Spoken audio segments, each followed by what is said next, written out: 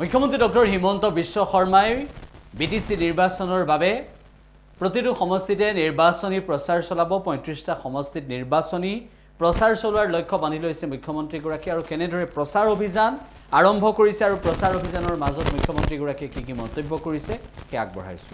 মই ২০ আগষ্টলৈকে বিটিআৰৰ ৪০টা সমষ্টিতে সভা কৰিম। ২১ বা ২২ তাৰিখে আমি সিদ্ধান্ত ল'ম আমি কেইটা সমষ্টিত ইলেকশ্যন উঠিম।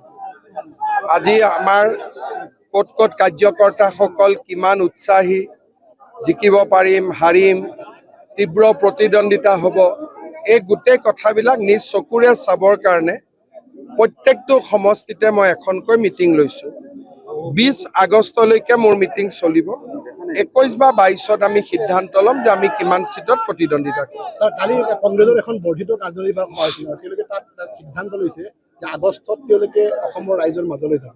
তাৰমানে কি ৰাইজৰ মাজত যোৱা নাই নেকি কংগ্ৰেছ? চাওক, এই কংগ্ৰেছৰ কথা বতৰা ক'ব খুব দিগদাৰ।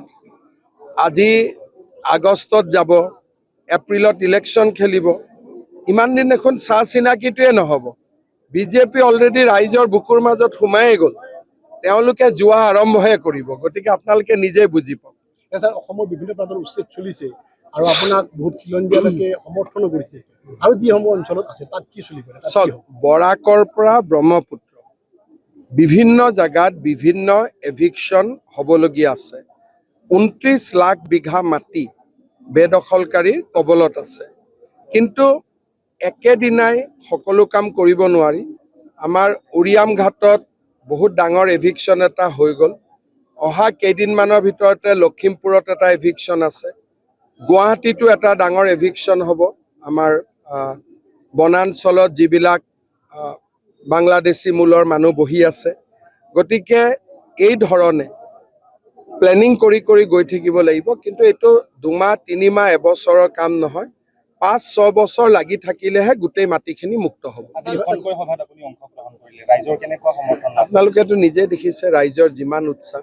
গতিকে মইতো যিমান চাওক, মই ভাবোঁ যে UPPLতো ডেফিনেটলি খেলিব লাগিব, BPFেও খেলিবই লাগিব ইলেকশ্যন, কাৰণ তেওঁলোকে বিটিআৰ তেওঁলোকৰ মেইন। মই নিজৰ দৃষ্টিভংগীৰে ভাবোঁ যে AGP দলে ইলেকশ্যন খেলাৰ আগতে চিন্তা কৰি ল'ব, জিকিবৰ কাৰণে খেলিব লাগে, বিজেপিক হৰুৱাবৰ কাৰণে খেলিব নালাগে। যদি নিজে জিকে ডেফিনেটলি AGP ইলেকশ্যন খেলক, মোৰ শুভেচ্ছা আছে। কিন্তু অমুকত ইলেকশ্যন খেলি খালি বিজেপিক হৰুৱাই দিম, তেনেকুৱা হ'ব নালাগে। তেতিয়া তাৰ প্ৰভাৱ বিধানসভা নিৰ্বাচনতো পৰিব।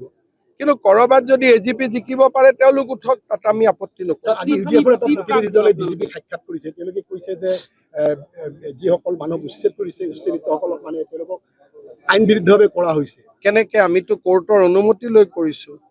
আইন মানে কোন? আইনটো UDFৰ মতে আইন নহয়, আইনটো হাইকোৰ্টৰ মতেহে। প্ৰত্যেকটো এভিকশ্যনৰ এগেইনষ্টত হাইকোৰ্টত কেছ হৈছে, হাইকোৰ্টত আমি জিকিছোঁ, তাৰ পিছতহে এভিকশ্যন হৈছে। তাৰমানে আমিতো আইনৰ মাজতে এভিকশ্যন কৰিছোঁ। আজি ইমান দিনে অসমৰ মানুহক তেওঁলোকে কৈ আছিল যে গৰাখহনীয়াত মাটি গ'ল, থাকিব জেগা নাপাই আমি আছোঁ। এতিয়াতো আমি দেখিলোঁ এজন এজন মানুহে ৩০০ বিঘা, ৪০০ বিঘা, ২০০ বিঘা, ইমান মাটিটো আপোনাৰ মোৰো নাই। গতিকে যদি মাটি যোৱা মানুহে ৩০০ বিঘা মাটি দখল কৰিব পাৰে, তেতিয়া মোৰ ঘৰটো পানীয়ে লৈ গ'লেই মই ভাল পাম, যে মোৰ ঘৰটোও লৈ যাওক। তেতিয়া মই ক'ৰবাত গৈ 300 বিঘা মাটি দখল কৰিব পাৰিম।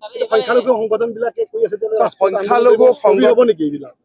সংখ্যালঘু সংগঠনখিনিয়ে আচল কথা বুজি পোৱা নাই।